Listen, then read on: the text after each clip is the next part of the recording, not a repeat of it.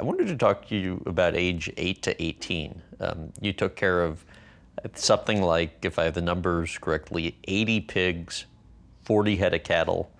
Set the scene and describe what you would do. Yeah, I had pigs and cows, and I credit my work ethic and my ability to see the world 3 feet outside of my perimeter to having something to take care of every day. But I quickly learned as I got older that it was a crucial fence post in my upbringing. You remember what your dad would say about the pig odor?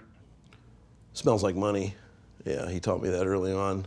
We had to spread lime, on our pig pens because we were technically an illegal pig operation because we're in the city limits and we weren't allowed to have pigs. So he would make me, or we would spread pigs pee and poop in one area and sleep in another. So it was very easy to identify where they would go. And every night I would have to sprinkle lime on there to keep the odor down so we didn't get turned in. I understand back in the day you aspired to be a prison warden. Yeah. Well, it came from prisons being sort of in the background of my childhood. Driving to my dad's store, which was in Leavenworth, we passed 2 prisons. So I'm surrounded by prisons, and they look cool, right?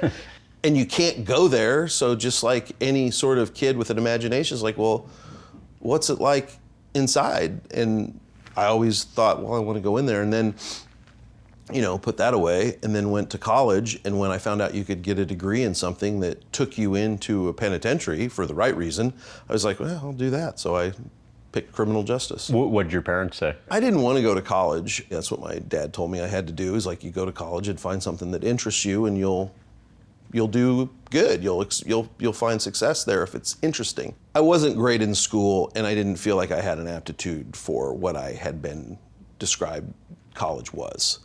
But I was a discus thrower, shot putter, and I got a small scholarship to a junior college, so I did that. And then my girlfriend and I broke up, and I realized I was never going to the Olympics because those things are heavy. And I was like, I can't throw these as far as I could throw the high school ones. And so that's when I bailed on that and decided to, just go to straight college, Kansas State, and find something that was interesting to me. And so that's how criminal justice came. Was this true that you applied to clown college Yeah, twice? Twice. Rejected twice. What's the process for applying, and why did you get rejected?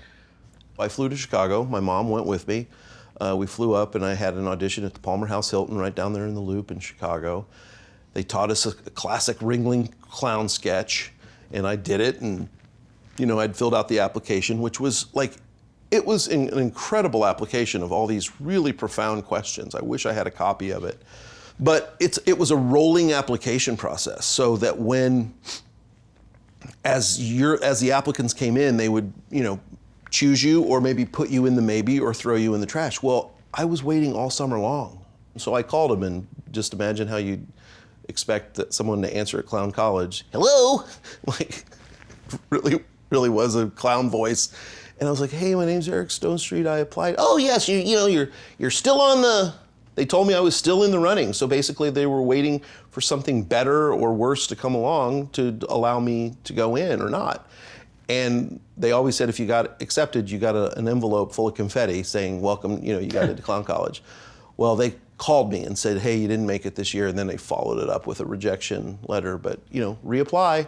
And so I reapplied the next year, and I didn't make it as far in the process that year. Probably for the best, though. Yeah, right? It all worked out great. But now I know that I would have been in a class with Steve-O from... oh, really? Yeah, Steve-O Okay. and I would have, if I would have made it, I would have been in a class with him one of those 2 years. When you're an 11-year-old, you're doing parties for 6, 7-year-olds. What does that entail? So my mom would take me to a place here that was here in Kansas City. It's sadly closed now. In her Volkswagen, Yeah, right? she had a yellow Volkswagen convertible. My dad got her. And I learned little clown magic tricks and did balloons and, just got gags. I had a red suitcase that was my grandma or grandpa's suitcase, and that's what I carried around. I still have that suitcase. Fizbo carries that suitcase in Modern Family. Whenever you see him, I'm carrying a red suitcase, and that was mine from when I was that age. And why did you have business cards with Fizbo printed on it? Oh, well, I just, I was a businessman, and I needed to let people know that I did clown, parties, parades, and special occasions, and Sure enough, I had business cards. Oh my God, the worst clown memory of my life. So I was hired for an Earth Day celebration, and the last thing I'd done was the Kansas City St. Patrick's Day parade, which was a pretty big parade here in Kansas City, and they had asked me to come, and so I'm not getting paid. I'm just doing a walk in the parade and entertaining people. And you're how old? 15, Okay. 16, something like that. And I remember some guy giving me trouble about being a clown, like making fun of me. And I was like, I don't come to your job and make fun of you or knock the broom out of your hand or whatever. I had comebacks for all these people, whatever. Oh, so you were pretty good about standing up for yourself. Oh, Okay, yeah, very proud clown. And so this guy, we laughed. We landed on a good thing, and he put it's clear as day, he put stickers in my bag. I just remember him sticking something in my bag. And then I go to the Earth Day celebration, and they hired me they'd gotten candy for me to hand out, and then doing balloon animals. And I'd run out of both. And I'm walking to my car, it was the end of the day.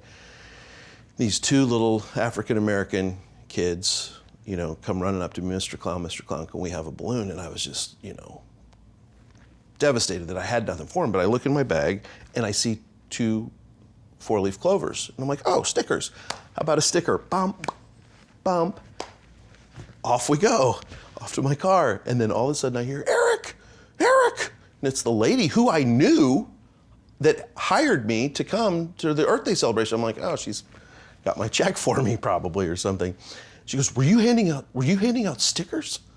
And I said, no, I don't. Oh, yeah, I did. I just did hand out 2 stickers because I was out of balloons and candy. She goes, do you know what they said?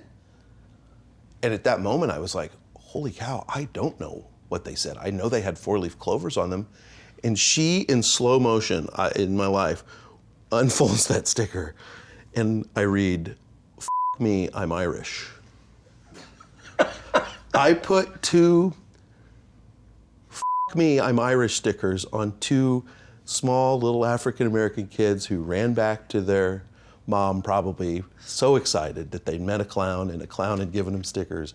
I leave there and I drive home and I come in, and I'll never forget Mom and Dad sitting we had a round dining room table, and they're sitting there, and I walk in and I'm just like, full clown regalia, just devastated. Like, my dad said, did you wreck the car? I was like, no. What happened? I said, I'll be back. And I come down and tell them, I handed 2 stickers to the kids that said, F me, I'm Irish. I mean, it was the lowest moment of me being a clown you could ever imagine.